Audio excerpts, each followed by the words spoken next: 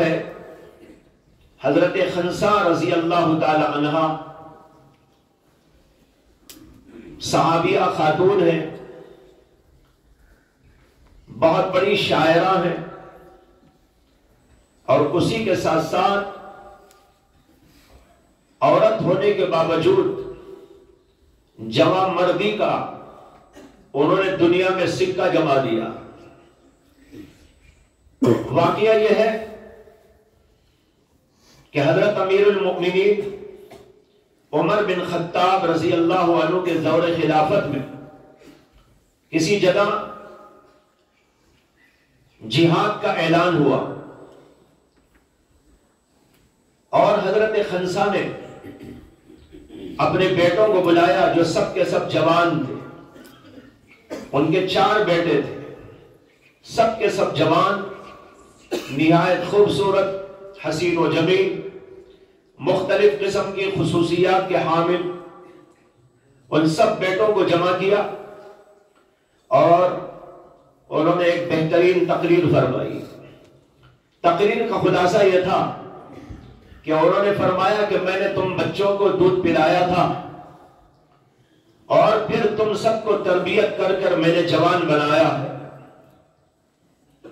اب حضرت امیر المؤمنین کی جانب سے جہاد کا اعلان ہوا ہے۔ میری خواہش اور میری تمنا ہے کہ تم سب کے سب اللہ کے نام پر مر مٹنے کا جذبہ لے کر نکل پڑو، اور جا کر اللہ کے نام پر قربان ہو جاؤ۔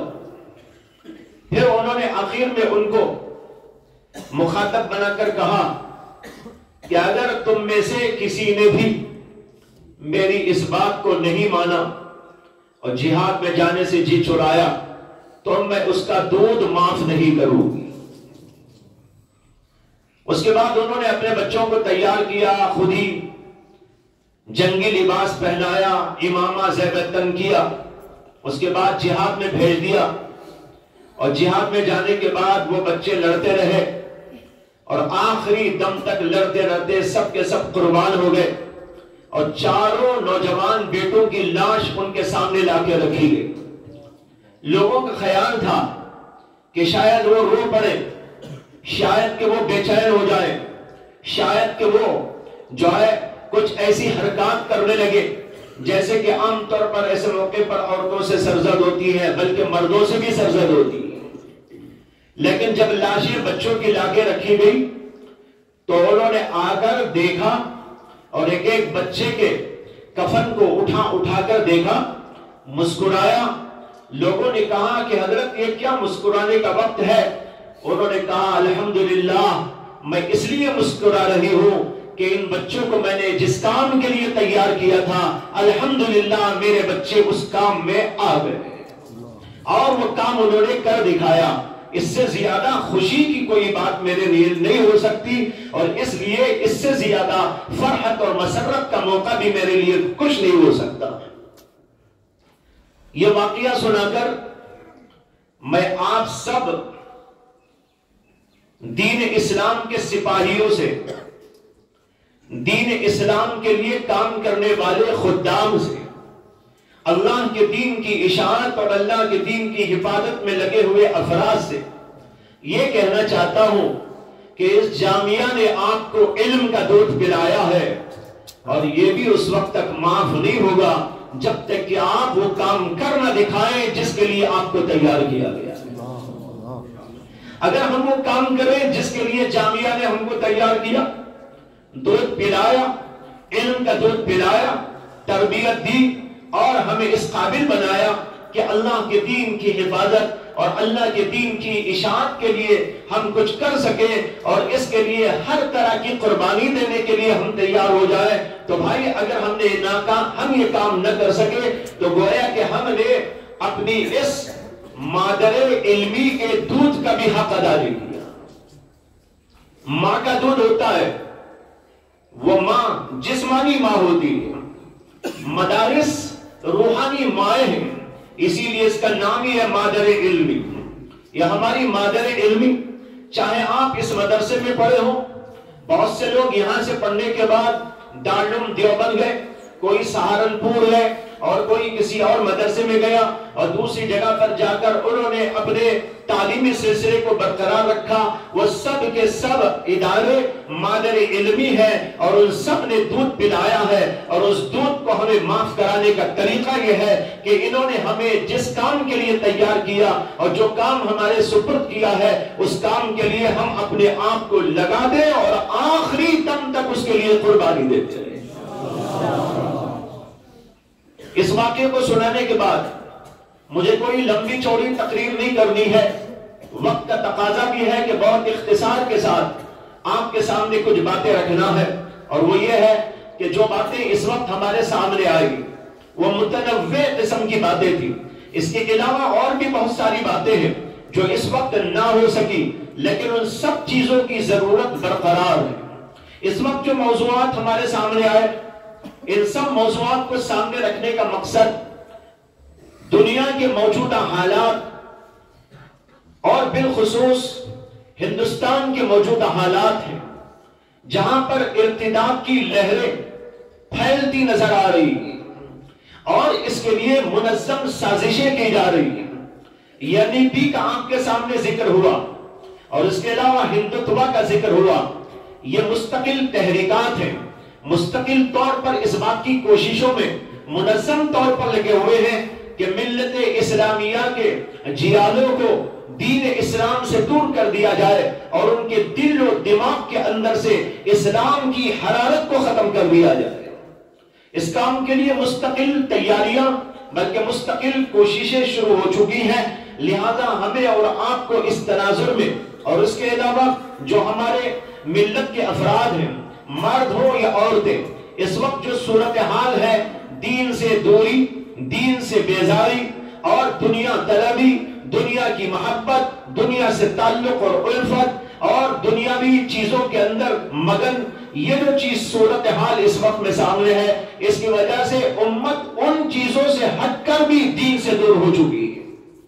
یعنی ایک طرف وہ سازشیں، دوسری طرف خود اپنے طور پر دین سے دوری، دین سے بیزاری اور جو ہے دنیا طلبی، دنیا سے محبت و تعلق اور اس کے پیچھے مر مٹنے کا جذبہ۔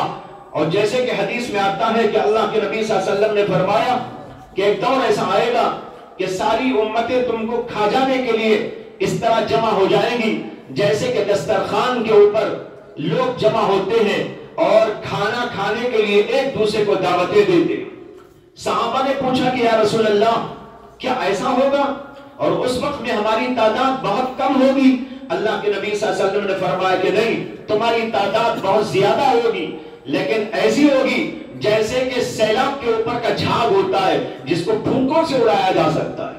صحابہ نے پوچھا کہ اس کی کیا وجہ ہوگی کہ ہمارے اندر کمزوری آ جائے گی؟ اللہ کے نبی صلی اللہ علیہ وسلم نے فرمایا دنیا کی محبت اور موت کا ڈر۔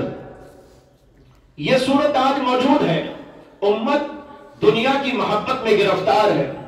موت کا ڈر اسی لیے ہے کہ دنیا کی محبت آ گئی، پہلی چیز دوسری چیز کا سبب ہے۔ دنیا کی محبت آتی ہے تو موت کا ڈر فطری طور پر، طبعی طور پر اس کے اندر پیدا ہو جاتا ہے۔ اللہ کے رسول صلی اللہ علیہ وسلم نے پیشگوئی بہت پہلے فرمائی، لیکن آج یہ بات دیکھنے کو مل رہی ہے۔ ایک طرف سازشوں کا وہ حال بے دین بنانے کے لیے کوششیں ہو رہی ہیں، اور دوسری طرف ہم خود اپنی امت کو دیکھ رہے ہیں کہ وہ دنیا طلبی میں اور دنیا کی محبت میں گرفتار ہو کر، موت کا خوف کھا کر دنیا ہی کے پیچھے اپنے آپ کو لگائے ہوئے ہیں، دین سے دوری اور بعد اور بلکہ اس سے زیادہ بیزاری کے اندر گرفتار ہے۔ یہ سارے حالات ہمارے سامنے ہیں۔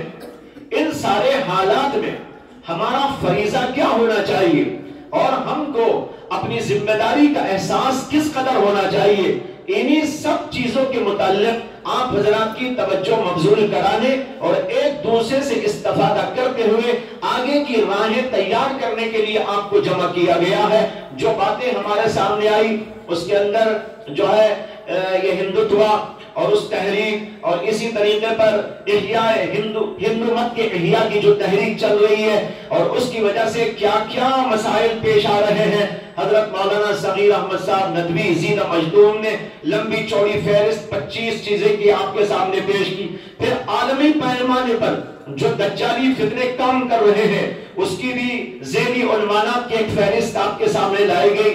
ان سب چیزوں پر ہماری فکر مرکوز ہونا چاہیے۔ میں نے مولانا سے کہا کہ ان چیزوں کو تھوڑا مرتب کرا دیا جائے تو بہت اچھا ہے، تاکہ لوگوں کے سامنے وہ رہے، آپ کے ہاتھ میں بھی پرچی آ جائے کہ کیا کیا عنوانات ہیں، پہلا عنوان، دوسرا عنوان، اس کے تحت میں ذیلی عنوانات، یہ عنوانات آپ کے پیش نظر رہیں اور آپ پڑھتے رہیں اوہ یہ مسئلہ ہے اور دوسرا مسئلہ یہ ہے، تیسرا اور چوتھا اور پانچواں اور 10واں یہ ہے۔ ان مسائل کو ہم کیسے قابو میں لا سکتے ہیں اور اس سلسلے میں ہم کیا کر سکتے ہیں؟ بھائیو، ہماری دنیا کی اس زندگی کے اندر ہمارے ذہن کے اندر یہ بات اچھی طرح بیٹھ جانا چاہیے کہ صبح سے شام تک ہماری فکر امت اور دین کی فکر ہو، ہمارا کوئی اور کام نہ ہو۔ موبائل ہمارا کام نہیں، ادھر ادھر کی چیزیں ہمارا کام نہیں، بکواس کرنا ہمارا کام نہیں، گھومنا اور پھرنا ہمارا کام نہیں۔ ہر وقت ہماری فکر ہو کہ ہم دین کو زندہ کیسا کریں، دین کی اشاعت اور حفاظت کیسا کرے، امت کے اندر بیداری کیسے لے آئے، اور اسی طریقے پر جو تحریکات اسلام کے خلاف، اسلام دشمنی میں چل رہی ہیں، ان چیزوں کو ہم کیسے انگیز کریں اور ان کو کس طرح پس پشت ڈالنے میں کامیابی حاصل کریں۔ ہمیں دن رات یہی فکر اوڑھ لینا ہے، یہی فکر اپنا بچھونا بنا لینا ہے، یہی ہمارا اوڑھنا، یہی ہمارا بچھونا۔ اگر یہ ہم کر لیں تو ہمارے دل کے اندر کے وہ جذبات ہمارے لیے کوئی راہ اور نمونہ پیش کر دے۔ جب بھی ایسا ہوا کہ لوگوں کے دل کے اندر تڑپ پیدا ہوئی، لوگوں کے دل کے اندر ایک قسم کا جذبہ بیدار ہو گیا، اللہ تبارک و تعالیٰ نے ان کے دل کے اندر ایک راہ پیدا کر دی اور ان کو بتا دیا اس راہ پہ چلو تم کامیاب ہو جاؤ گے۔ آج ہم سب یہ عہد کریں کہ ہم سب کے سب اس کو اپنا اوڑھنا اور بچھونا بنائیں گے اور مستقل طور پر اس کے لیے اپنے آپ کو لگائیں گے۔ جب آپ سب مل کر سوچیں گے، غور و فکر کریں گے، میں مثال دوں گا آپ کو۔ جب نبی اکرم صلی اللہ علیہ وسلم نے مدینہ جانے کے بعد لوگوں کو جمع کر کے یہ مشورہ کیا تھا کہ لوگوں کو مسجد میں آنے کے لیے جمع کرنے کا طریقہ کیا ہو، ایک صحابی نے ایک بات کہی، لوگوں کے ذہن کے اندر وہ آ گیا، ہاں یہ مسئلہ ہے، یہ مسئلہ لے کر اپنے گھروں میں پہنچے۔ متعدد صحابہ کرام کو خواب کے اندر اذان کی تلقین کی گئی، یہ معلوم ہے واقعہ۔ اب دیکھو اجتماعی فکر پیدا ہو گئی ان کے اندر، اجتماعی فکر پیدا ہونے کے بعد صحابہ کرام کے دلوں پر القاء کیا گیا، خواب کے اندر ان کو یہ بتایا گیا، اور اللہ کے نبی صلی اللہ علیہ وسلم کی خدمت میں جب ان صحابہ نے پیش کیا تو آپ نے فرمایا انہو لرؤیا حق، یہ تو واقعی بڑا سچا خواب ہے، اور وہ سچا خواب اللہ کے نبی کی تصدیق کے بعد دین کا جز بنا دیا گیا۔ یہ اللہ کے نبی کی تصدیق کا لفظ قصداً بول رہا ہوں، اس لیے کہ محض خواب کی بنیاد پر دین نہیں چلتا، اللہ کے نبی کی تصدیق ہونے کے بعد وہ دین کا جز بنا دیا گیا۔ اس طرح ہماری فکر ہو جائے اور ہم اپنے دلوں کے اندر اس جذبات کو لے کر اپنے اپنے علاقوں میں جائیں، ہو سکتا ہے اللہ آپ کے ذہنوں کے اندر بات ڈال دے۔ تو بھائیوں، مختلف چیزیں ہیں اور پورے مسائل ہمارے سامنے ہیں، اب ہم کس طریقے پر آگے بڑھیں اس کے لیے مختلف تجربات بھی آپ کے سامنے رکھے گئے۔ مکاتب کے سلسلے میں اور عورتوں کی تعلیم اور ان کی تربیت اور ان کے اندر دینی بیداری لانے کے سلسلے میں جناب مولانا مفتی حماد صاحب نے آپ کے سامنے کلام کیا، اور اسی طرح مکاتب کے سلسلے میں مکاتب کو مضبوط بنانے، مکاتب کو بارآور بنانے اور اس کی افادیت میں چار چاند لگانے کے سلسلے میں کیا تجربات ان کو ہوئے، وہ آپ کے سامنے جناب مولانا ظہیر احمد صاحب نے پیش فرمایا۔ اسی طریقے پر ملی خدمات کے سلسلے میں اور ایک دوسرے سے تعاون لیتے ہوئے آگے بڑھنے اور سیاسی و ملی خدمات کے سلسلے میں کچھ باتیں آپ کے سامنے جناب مولانا مفتی فاروق صاحب نے بیان فرمایا، عمر فاروق صاحب نے بیان فرمایا۔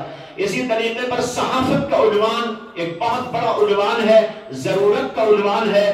ہمارے عزیز جناب حافظ ابراہیم نفیس صاحب نے بہت مختصر طور پر، صبح کی ان کی گفتگو تو میں سن نہیں پایا اپنی طبیعت کی ناسازی کی وجہ سے، اب یہاں پر جو سنا اور انہوں نے اس بات کی طرف توجہ دلائی کہ صحافت ایک بہت بڑا عنوان ہے اور اس کی ضرورت ہے کہ حضرات علماء کرام صحافت کے میدان میں کودے۔ میں آپ کو ایک بات بتاؤں، بہت پہلے کی بات، اخبارات میں بھی عام طور پر علماء کا رول بہت کم ہے، اخبارات کے اندر دینی مضامین لکھنے کے سلسلے میں بھی اس قدر زیادہ توجہ نہیں رہی ہے جیسی کہ ہونی چاہیے۔ تو ایک بہت پہلے کی بات ہے کہ ایک صاحب اخبار میں، یہاں کے بنگلور میں، سالار اخبار میں، دوسرے اخبارات میں اسلام کے خلاف لکھا کرتے تھے، کبھی کسی مسئلے پر، کبھی کسی مسئلے پر، مسلم پر، صلی اللہ پر اور اس پر اور اس پر، جو ان کے ذہن میں آتا تھا لکھا کرتے تھے۔ وہ باتیں میرے سامنے آنے کے بعد میں نے ایک جو ہے بہت بڑا مضمون اس کے جواب کے اندر لکھا، جو میری کتاب نفائس الفقہ میں شائع ہو چکا ہے، مسلم پر، صلی اللہ پر اعتراضات اور اس کے جوابات کے عنوان کے تحت۔ وہ انہی کے اشکالات اور شبہات کے جواب میں نے لکھا۔ جب وہ مضمون اخبار میں شائع ہوا اور بڑی آن بان کے ساتھ اس کے ایڈیٹر جناب مقصود علی خان صاحب نے اس کو شائع فرمایا تھا، بہت واضح طور پر، بلکہ کئی صفحات کے اندر اس کو انہوں نے جگہ دی۔ جب وہ شائع ہوا تو اس کے بعد ان صاحب نے میرے اس جواب کا جواب لکھا۔ اس کے اندر انہوں نے لکھا تھا کہ یہ سب سے پہلا موقع، انہوں نے پہلے لکھا کہ میں اتنے سال سے، مجھے یاد نہیں کتنے سال سے انہوں نے لکھا تھا، انہوں نے کہا اتنے سالوں سے میں اخبارات کے اندر اپنے مضامین لکھتا چلا آ رہا ہوں، لیکن یہ پہلا موقع ہے کہ کسی مولانا نے میرا جواب دیا ہو۔ یہ ان کے الفاظ نقل کر رہا ہوں، یہ کہتے ہیں کسی مولانا نے جواب دیا ہو، یہ پہلا موقع ہے۔ وہ پڑھنے کے بعد اور جذبہ پیدا ہوا کہ واقعی ایسے موقع پر ہم کو جو ہے صحافت میں کردار ادا کرنا چاہیے۔ تو دیکھیے علماء اگر ان میدانوں میں نہیں آئیں گے تو یہ سارے کا سارا میدان ان لوگوں کے ہاتھ میں ہوگا جو لوگ دین کو نہیں سمجھتے بلکہ دین سے بیزار ہیں، اسلام پر اعتراضات کرتے ہیں، اسلام کے بارے میں شکوک و شبہات اپنے دلوں کے اندر پالتے ہیں، بلکہ اتنی ہمت ان کو ہوتی ہے کہ وہ دینی مسائل پر جو ہے اپنے اعتبار سے کلام کر سکے اور ان کو نشان اعتراض بنا دے، یہاں تک ان کا خیال ہو جاتا ہے اور وہ کام کرتے رہتے ہیں۔ لہذا ہمارا کام یہ ہے کہ ہم مختلف میدانوں کو اپنے لیے انتخاب کریں۔ یہ تو ہے مسجد اور مدرسے کا انتخاب، یہ ایسا انتخاب ہے کہ آپ انتخاب نہ بھی کریں تو منتخب ہو جاتے ہیں۔ یہ ایسا ہے کہ آپ منتخب کریں کہ نہ کریں، بغیر کسی مزاحمت کے، بغیر کسی مزاحمت کے آپ کا انتخاب ہو جاتا ہے۔ تو یہ تو خیر بہت اچھی بات ہے، مدرسہ ہمارے لیے بہت قیمتی دولت ہے، مسجد بہت بڑی چیز ہے جہاں سے دین اسلام کو پھیلایا جا سکتا ہے۔ لیکن بھائیو اس سلسلے میں ہمیں چند باتوں کی طرف توجہ دینا ہے۔ ایک تو یہ ہے کہ جس مسجد میں بھی ہم ہوں، خطیب ہو یا امام ہو، وہاں پر ہماری ایکٹیویٹیز محدود نہ ہو بلکہ اس سے آگے بڑھ کر ضرورت کے کاموں میں ہم حصہ لینے والے بن جائیں۔ مسجد میں آپ ہو یا مدرسے میں آپ ہو، اس کے ساتھ دیگر ایسے کاموں کو آپ کر سکتے ہیں جو اس سے لگے ہوئے ہیں۔ جیسے تفسیر کی بات آئی، تفسیری حلقوں کو ہر جگہ قائم کرنا، آپ یہ سمجھ جائیے کہ آپ کا فرض ہے۔ حضرت مولانا شیخ الہند محمود حسن دیوبندی رحمت اللہ علیہ جب مالٹا کی جیل سے واپس آئے، دارالعلوم دیوبند کے اندر بہت بڑا اجلاس ہوا، مختلف علاقوں کے علماء، صلحاء، مشائخ، ائمہ سب کے سب جمع ہوئے حضرت کی زیارت کے لیے، ان کی بات سننے کے لیے۔ اسے کہ کئی سال کے بعد واپس آئے تھے تو حضرت شیخ الہند نے وہاں پر تقریر فرمائی اور اس تقریر کے اندر انہوں نے ایک بات یہ فرمائی کہ مالٹا کی جیل میں رہتے ہوئے میں اس بات پر غور کرتا رہا کہ امت مسلمہ میں جو تنزل ہے اور ان کی حیثیت اور شان و شوکت گھٹتی جا رہی ہے، اس کی کیا وجہ ہو سکتی ہے، اس کے اسباب کیا ہیں؟ فرمایا کہ غور و فکر کے نتیجے میں میرے سامنے دو باتیں آئی۔ ایک بات یہ ہے کہ اس کی وجہ ہے قرآن سے امت کی دوری، دوسری بات ہے آپسی اختلاف اور نزاع۔ یہ دو چیزوں پر اگر قابو پایا جائے تو ان کی تنزلی سے وہ نکل جائے۔ حضرت مولانا مفتی شفیع صاحب نور اللہ مرقدہ نے اپنی کتاب میں اس واقعے کو خود سن کر لکھا ہے، وہ ان کے شاگرد تھے، حضرت سے انہوں نے خود سنا اور اس کو لکھا ہے۔ اب یہاں پر غور کر لیجئے کہ امت کے لیے کتنی اہم ترین یہ بات ہے کہ ان کے سامنے قرآن کو رکھا جائے۔ قرآن کا مطلب لوگ یہ سمجھتے ہیں قرآن پڑھنا آ جائے، یعنی الفاظ پڑھنا آ جائے جس کا نام ہے تلاوت، لیکن وہ تو ہے، لیکن اس سے آگے بڑھتے ہوئے امت کے سامنے قرآن کے اسرار و رموز کو، اس کے احکام اور حقائق کو، اس کے معانی اور اس کے جو ہے اسرار کو کھولنے کی ضرورت ہے، اور یہ جب تک تفسیری حلقے قائم نہیں کیے جائیں گے اس وقت تک نہیں ہوگا، اور جب تفسیری حلقے قائم کر کے لوگوں کو اس سے جوڑا جائے گا اور وہ قرآن سے قریب تر ہوتے جائیں گے اور قرآنی اسرار اور حقائق اور احکام ان کے سامنے آتے جائیں گے تو بھائی ان کے اندر ایک اسپرٹ پیدا ہوگی۔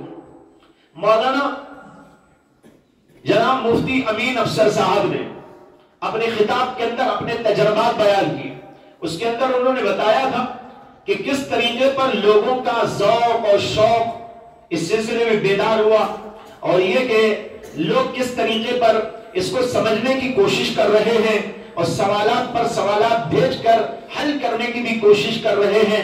اس سے معلوم ہوتا ہے کہ یہ حلقے بہت قیمتی ہوتے ہیں۔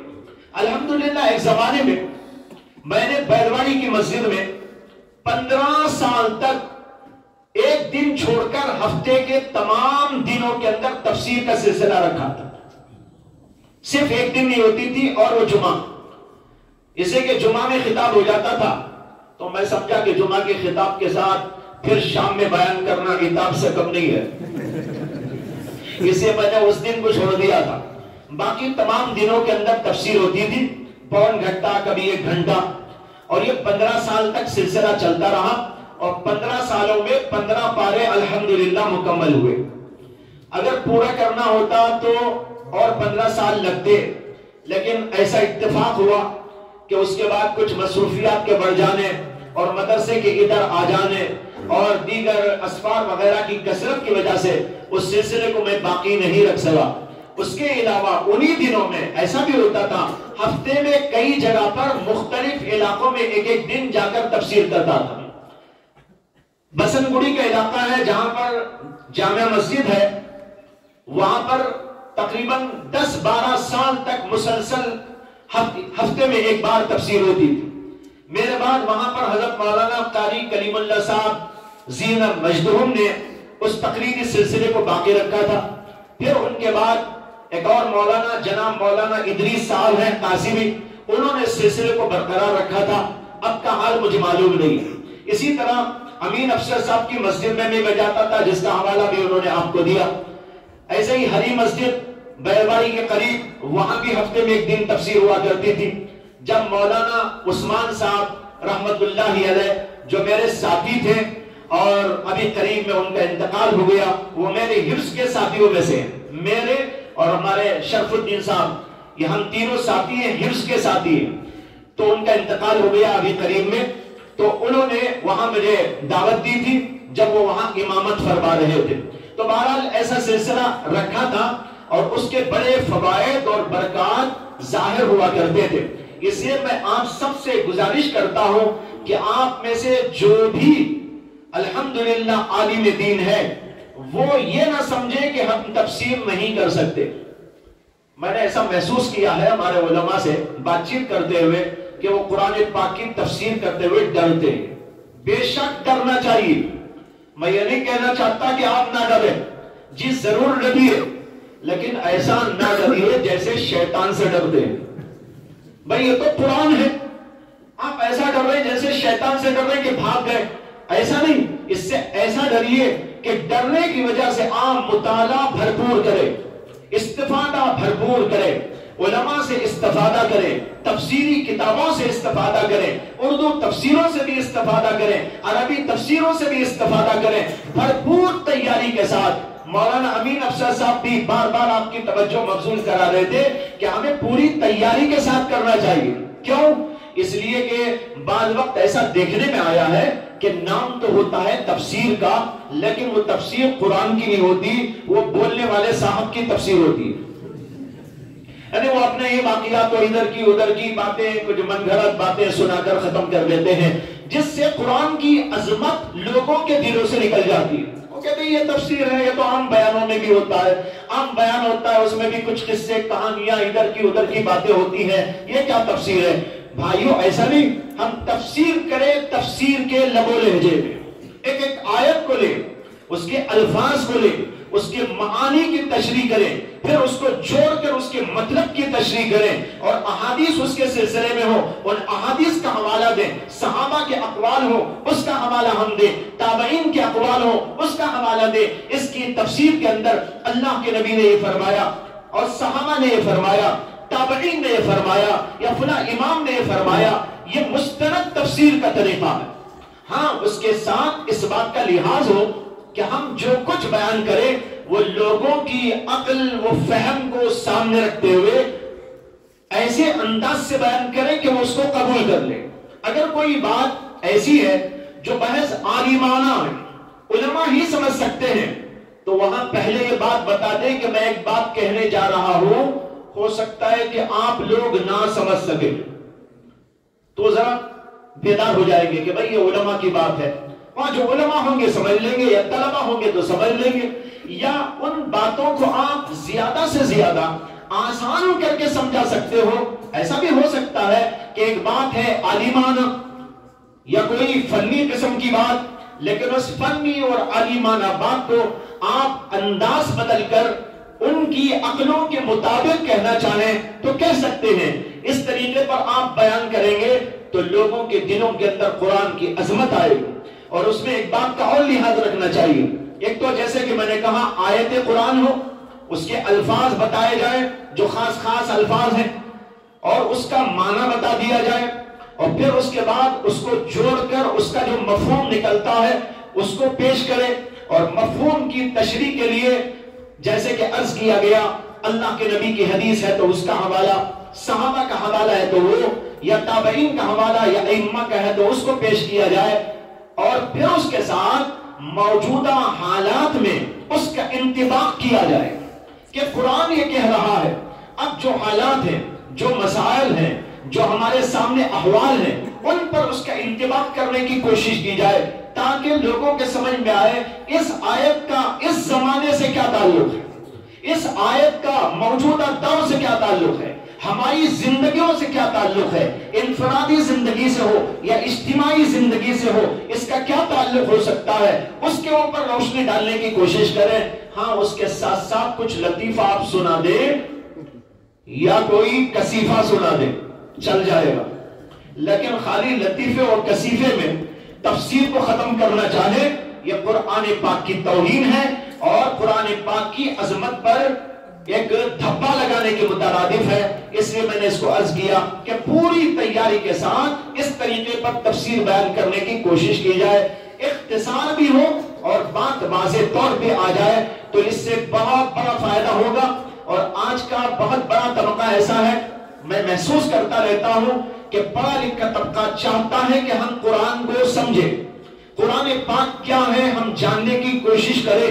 یہ ان کے دلوں میں ہے اور کہتے بھی ہیں، لیکن ہم بیان کرتے وقت میں کچھ ایسا انداز اختیار کر لیتے ہیں. بعض لوگوں کا انداز ہی ایسا ہوتا ہے جیسے عام بیانوں میں صرف کچھ لطیفے سنا دینا یا کچھ اخباری حوالے دے دینا یا ایران دوران کی باتیں کر دینا یا اسی طریقے پر کچھ ایسا انداز اختیار کر لینا جو چھچوڑا پن ظاہر کرتا ہے. اس سے بھائیو ایسا طبقہ ہمارے سے بھاگ جاتا ہے اور وہ لوگ رہ جاتے ہیں جو قرآن کو صحیح طور پر سمجھتے بھی سمجھنے کے لیے عقل بھی چاہیے، فہم چاہیے، علم چاہیے، تجربہ چاہیے۔ ایسے لوگ ہمارے سامنے اسی وقت میں آ سکتے ہیں جب ہماری تفسیر کا وہ حلقہ مستند انداز کا ہوگا۔ اس طور پر تفسیر عرض کرنے، بیان کرنے کی کوشش کریں، اور میں آپ سب کو جو ہے یہ کہنا چاہتا ہوں کہ جو بھی اس قابل ہیں وہ ضرور بالضرور اپنے اپنے علاقوں میں تفسیری حلقے قائم کریں، اور جو حضرات مستقل عالم نہیں ہیں، حافظ ہیں یا قاری ہیں یا اور کسی وجہ سے ان کے اندر اس کی ہمت نہ ہو، تو کم از کم یہاں سے جانے کے بعد وہ اس بات کی کوشش کریں کہ ان کے علاقے کے اندر جو مستند عالم ہیں ان سے گزارش کر کر وہاں کے لوگوں کو اس کے لیے تیار کر کر ایک حلقہ تفسیر کا قائم کر دیں۔ یہ دونوں طریقے ہو سکتے ہیں، خود کریں یا کسی اور سے کرانے کی کوشش کریں۔ اسی طرح حدیث پاک کا بھی ایک نظام ہونا چاہیے، تشریح حدیث کا، وہ بھی ایک بہت ضرورت ہے۔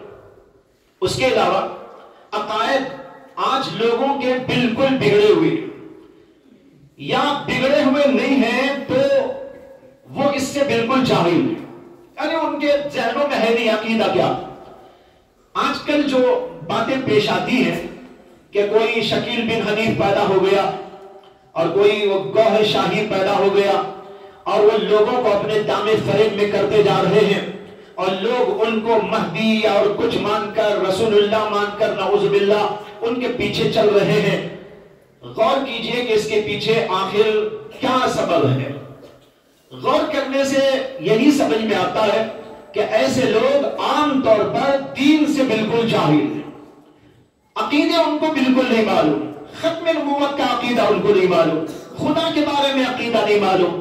وہ گوہر شاہی اپنے آپ کو خدا کہتا ہے، لوگ اسے خدا ماننے تیار ہیں، ہکتا موکتا انسان، لیکن اس کو خدا مان رہے ہیں۔ آپ اندازہ کر سکتے ہیں کہ ایک مسلمان اللہ کو جاننے والا، اللہ پر یقین رکھنے والا، اللہ کی صفات کو جاننے والا، اللہ تعالیٰ کے کمالات سے واقف ہو کر کیا کسی انسان کو خدا مان سکتا ہے؟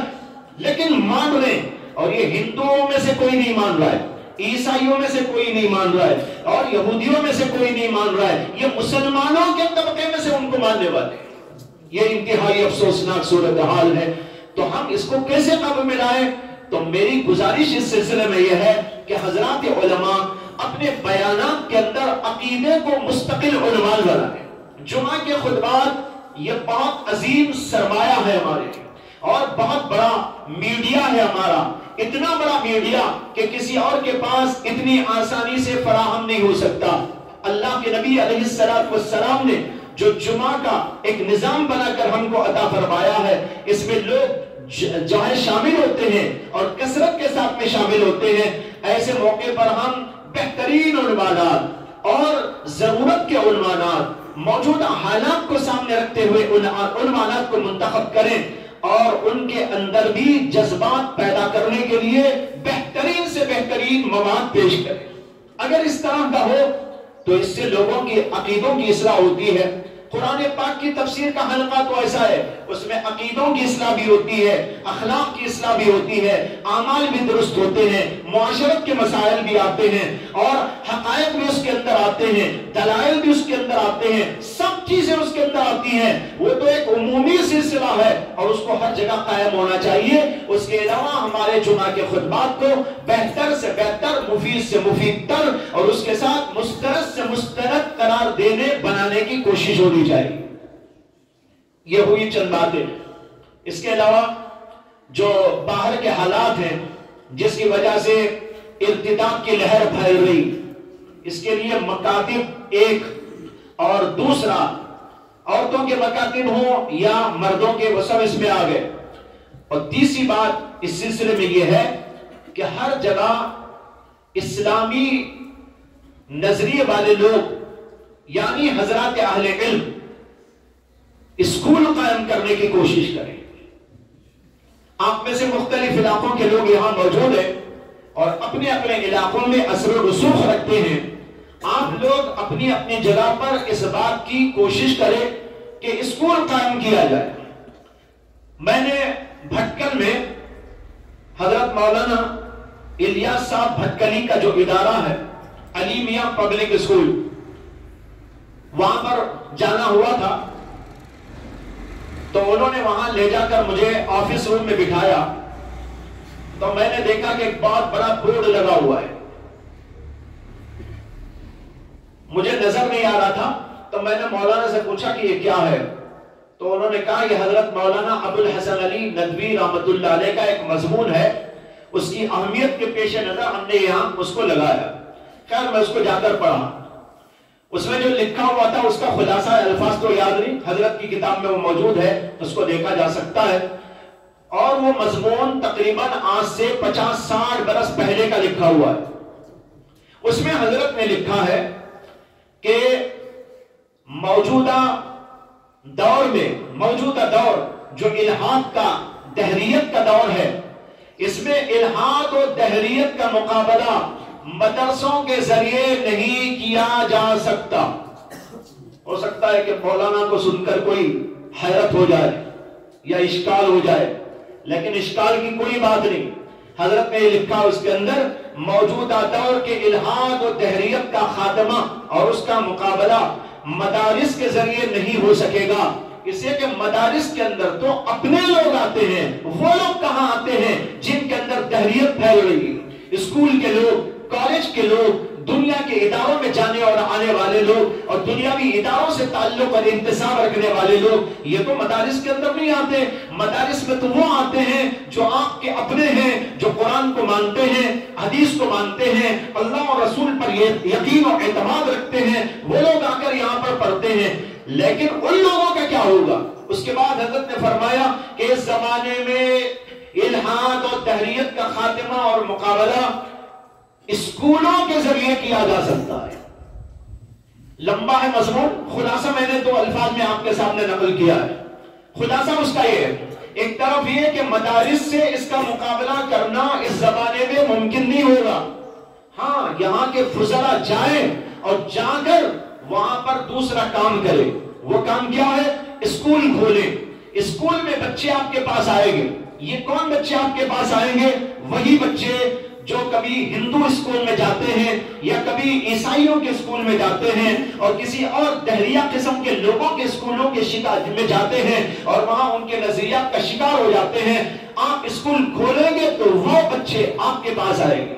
چلیے 100% نہیں، 10% آئے، 10% کا ایمان تو بچ گیا۔ ان کو آپ نے دہریت کے عقیدوں سے، الحاد کی لہر سے بچا لیا۔ اب وہ بچے آپ کے پاس میں پڑھیں گے تو ان کے ذہن کو آپ دین اسلام سے روشناس کرا سکیں گے اور دین کے اوپر بقا کی صورتیں ان کے لیے کارآمد ہو سکتی ہے۔ بہرحال عرض یہ کرنا ہے کہ اس زمانے کے اندر اس بات کی سخت ترین ضرورت ہے، اور میں کئی سالوں سے اس کے اوپر ہر جگہ جاتے ہوئے آتے ہوئے توجہ دلاتا رہتا ہوں کہ ہر جگہ پر علماء کرام اس کی سرپرستی کریں اور وہ اپنے اسکول کو قائم کر کر وہاں بچوں کی تعلیم و تربیت کا اسلامی جو ہے انداز پر نصاب اور نظام قائم کرے۔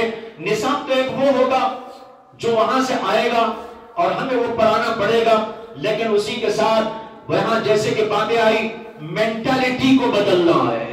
ایک ہے پڑھانا اور ایک ہے مینٹالٹی، اس کے لیے کوششیں وہاں پر ہوں گی۔ آپ وہاں نظام ایسا دیں گے، وہاں پر طرز عمل ایسا دیں گے، وہاں پر باتیں اور ماحول بچوں کو ایسا ملے گا جس کے ذریعے سے بچے وہاں پر رہتے ہوئے کچھ بھی پڑھیں لیکن ان کے دلوں کے اندر ایمان کی رمق برقرار رہے۔ یہ ایک انتہائی ضرورت کی بات ہے۔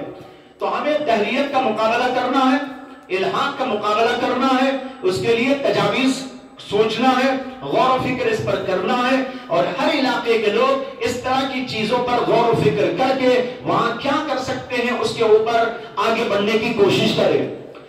عورتوں کے نظام کے سلسلے میں بھی بات آئی۔ واقعی یہ بہت بڑا مسئلہ ہے اس وقت میں کہ عورتیں عام طور پر جاہل ہوتی ہیں، جاہل ہونے کے ساتھ ساتھ ان کو جو ماحول ملتا ہے وہ ان کی جہالت میں اضافہ کرتا چلا جاتا ہے۔ لہذا ان کی اگر اصلاح نہ ہوگی تو پھر ہم کتنے بھی بڑے بڑے عالم فاضل بن کر اپنے گھروں میں جائیں لیکن وہاں پر بہشتی زیور نہیں، وہاں پر کوئی نسوانی زیور ہوگا، وہ آپ کی تربیت کرے گا۔ چنانچہ دیکھنے میں آیا ہے کہ بہت سے بچے فارغ ہو کے جاتے ہیں، عالم بن کے جاتے ہیں، فاضل بن کے جاتے ہیں، جب وہ گھروں کو جاتے ہیں تو ان کی دادی امی اور ان کا دادا یا اور کوئی عورت یہ جو ہے ان کو پرانی باتیں سکھاتے ہیں. وہ کہتے تو نیا نیا پتہ نہیں کہاں سے آ گیا، یہ ہمارے خاندان سے پہلے سے چلا آ رہا ہے، ایسا ہے ویسا ہے. ان کی ایک الگ ہی ان کا نصاب چلتا ہے، ایک الگ ہی ان کی مینٹالٹی ہوتی ہے، اس کے ذریعے سے وہ اس جانے والے عالم کے اوپر بھی قابض ہو جاتی ہے. اس لیے عورتوں کی تربیت اور ان کے لیے ایک بہترین نظام اور نصاب یہ انتہائی ضروری ہے. جیسے کہ یہاں پر تجربات آپ کے سامنے آئے، جو تجربات پہلے سے الحمدللہ موجود ہیں ہمیں ان سے استفادہ کر رہا ہے. ایک بات یہاں پر عرض کر دوں، ضمنی طور پر جتنی بھی باتیں یہاں پر حضرات علماء نے پیش کی، چاہے وہ جو ہے اپنے اپنے تجربات کی روح سے ہو، ان تجربات سے ہمیں فائدہ اٹھانے کی کوشش کرنا چاہیے. جو تجربے ہو چکے ہم نئے سرے سے تجربہ کرنے کی کوشش نہ کریں. نئے سرے سے تجربہ کرتے کرتے ہماری زندگی آخر تک پہنچ جائے گی اور وہ تجربہ پورا نہیں ہوگا. اس لیے جہاں پر تجربہ آ کے رکا ہے آپ وہاں سے لے کے آگے بڑھیے. جب آگے آپ بڑھیں گے اور آپ کو تجربے ہوں گے. جو لوگ پیچھے تجربہ کر چکے ان کا نتیجہ ہم نے لے لیا اور ان کے تجربے سے فائدہ اٹھا لیا اور آگے ہم بڑھنا شروع ہو گئے. ہمیں نئے نئے تجربے ہوں گے اور آگے بڑھنے میں اور زیادہ آسانی پیدا ہو جائے گی. عام طور پر ایسا ہوتا ہے کہ لوگ تجربوں کو چھوڑ دیتے ہیں، یعنی پرانے تجربوں کو اپنے طور سے نیا تجربہ شروع کر دیتے ہیں. نتیجہ ہوتا ہے کہ ہر آدمی صرف الف باتا میں رہتا ہے. انہوں نے الف باتا پڑھی، اب ایک بات میں آ گیا اور میں نے الف باتا شروع کر دی.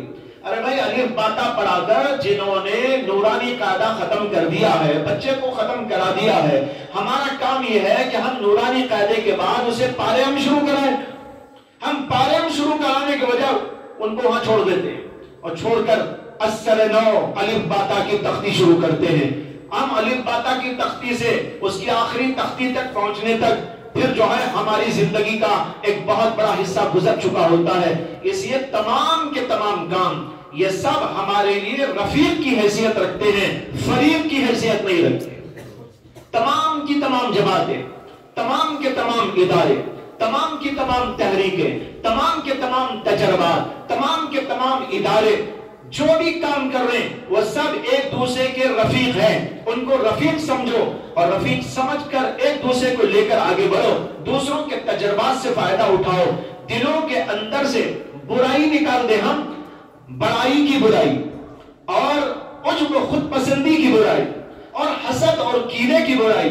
ہوتا عام طور پر ہے کہ ایسے وقت میں کینہ آ جاتا ہے، حسد پیدا ہو جاتا ہے، تقابل کی صورتیں پیدا ہو جاتی ہے. نتیجہ ہوتا ہے کہ ایک دوسرے سے بیت میں گرفتار ہو جاتے ہیں. بھائیوں ہم سب کے سب ایک ہیں، پوری ملت ایک ہے.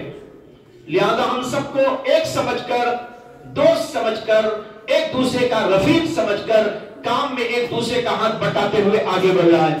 آخری بات مجھے یہ عرض کرنی ہے کہ کام مختلف قسم کے ہمیں کرنے ہیں اور رفیق سمجھ کر کرنے ہیں. اس سلسلے میں آخری بات مجھے یہ عرض کرنی ہے کہ ہم لوگ جو بھی کام کرتے ہیں سب لوگ سب کام نہیں کر سکتے. سب لوگ یا یوں کہہ لیجیے ہر آدمی ہر کام نہیں کر سکتا. ہر کام کے الگ الگ لوگ ہوتے ہیں. لِكُلِّ فَنٍ رِجَالٍ، بہت پرانا مقولہ ہے.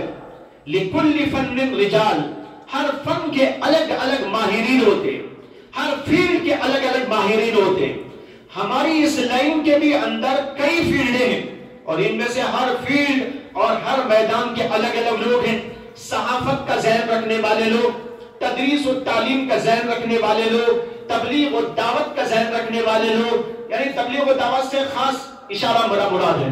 اور اسی طریقے پر جو ہے کچھ ملی خدمات کرنے والے لوگ، تفسیر کرنے والے لوگ، امامت والے لوگ، خطابت والے لوگ، مختلف ذہن کے لوگ ہیں، مختلف فیلڈوں میں کام کرنے والے لوگ ہیں. عام طور پر ایسا تصور ہم لوگ کر لیتے ہیں کہ ہر آدمی کو ہر کام کرنا ہے، یہیں آ کر فیل ہو جاتے ہیں. ہر کام ہر آدمی کر نہیں سکتا اور کرنے کو جائے گا تو نتیجہ ہوگا کہ کسی کام کو بھی نہ کر سکے گا۔ مشہور ہے کہ ہر کام کرنے والا ہر کام میں ناقص ہوتا ہے، ہر فن مولا ہر فن ادھورا، مشہور ہے نا، ہر فن مولا ہر فن ادھورا۔ جب ہر فن میں ہاتھ ڈالے گا ہر فن ادھورا رہے گا، نہ یہ کر سکے گا نہ وہ کر سکے گا۔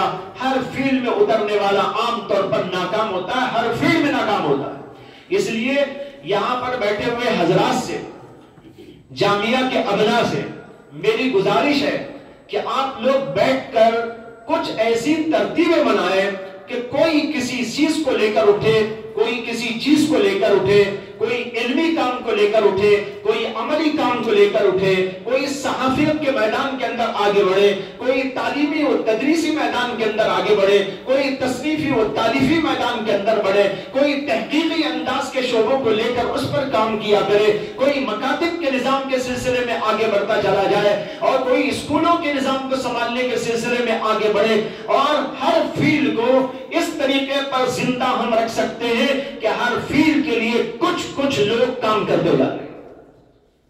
یہ ترتیب صحیح ترتیب ہے، اور اس طور پر کرنے سے نتائج مرتب ہوتے ہیں۔ اور جب کوئی بھی کسی کام کو اپنے ذمے لے لے، وہ دوسرے کام کرنے والوں کو ایک تو اپنا ساتھی سمجھے، اور ساتھی سمجھنے کے ساتھ ساتھ اس کے حق میں دعا کیا کرے۔ حضرت مولانا شاہ محمد الیاس صاحب کانوی رحمت اللہ علیہ کا ایک ملفوظ ہے جو میں نے اپنی کتاب غلو فی الدین کے اندر بھی نقل کیا۔ حضرت نے فرمایا اپنے جماعت میں لگے ہوئے لوگوں سے کہ بھائی ہم اس کام میں چل رہے ہیں، بہت سارے حضرات وہ ہیں جو دوسرے کاموں میں لگے ہوئے ہیں، حق تو یہ تھا کہ ہم بھی وہ کرتے، لیکن ہم اس کام میں لگنے کی وجہ سے اس کام کو نہیں کر پاتے ہیں، اس لیے کم سے کم اتنا کرو کہ ان کے حق میں دعا کر دیا۔ یہ حضرت کا ملفوظ ہے جو ان کے ملفوظات کے اندر چھپا ہوا ہے۔ بھائیوں، اس طرح ہر کام ہم نہیں کر سکتے۔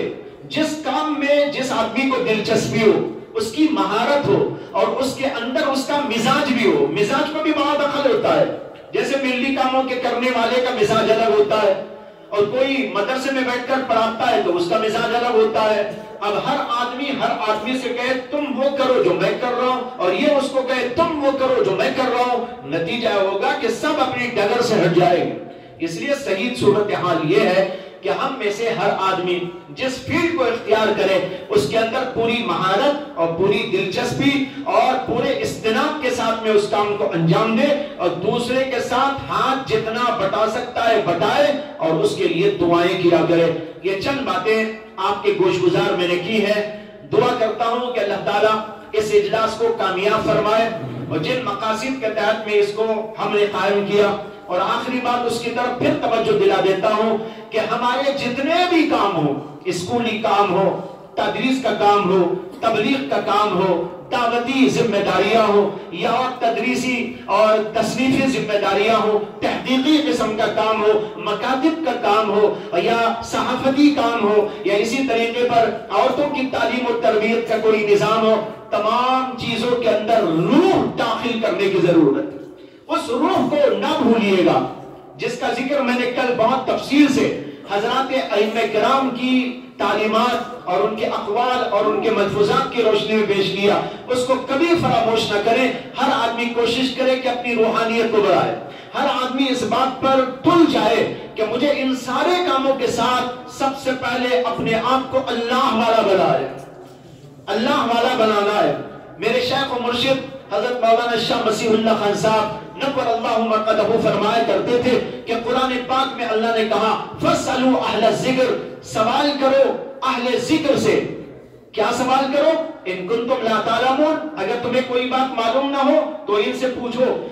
حضرت نے فرمایا یہاں بظاہر تقاضا تو یہ تھا کہ اللہ یوں فرماتے فَاسْأَلُوا أَهْلَ الْعِلْمِ، اہل علم سے پوچھو اگر تم کو پتہ نہ ہو، لیکن اللہ نے اہل ذکر اس لیے کہا کہ جو عالم ہو اس کو اہل ذکر ہونا چاہیے، اور یہ بھی معلوم ہوا کہ جو اہل ذکر نہیں اللہ اسے اہل علم بھی قرار دینے کے لیے تیار ہے۔ لہذا ہم سب اہل ذکر بنیں گے، اہل دل بنیں گے، جو ہے اندر سے اللہ سے تعلق والے بنیں گے۔ یہ ہمارے تمام کاموں کی روح ہے اور جڑ ہے۔ اگر ہم اس میں کامیاب ہو گئے تو بھائیو ہماری ساری تحریکات کامیاب ہیں۔ ان چند باتوں پر میں اپنی بات کو ختم کرتا ہوں اور آپ سے امید لگاتا ہوں کہ آپ آئندہ یہاں کے ابنا مل کر یہ طے کریں گے کہ اگلا اجلاس آپ لوگ کب یہاں پر کرنا چاہتے ہیں، اور جو آج شامل نہ ہو سکے ان کو بھی اس میں اندر شامل کرنے کی آپ لوگ کوشش کریں گے۔ وآخر دعوانا ان الحمدللہ رب العالمین۔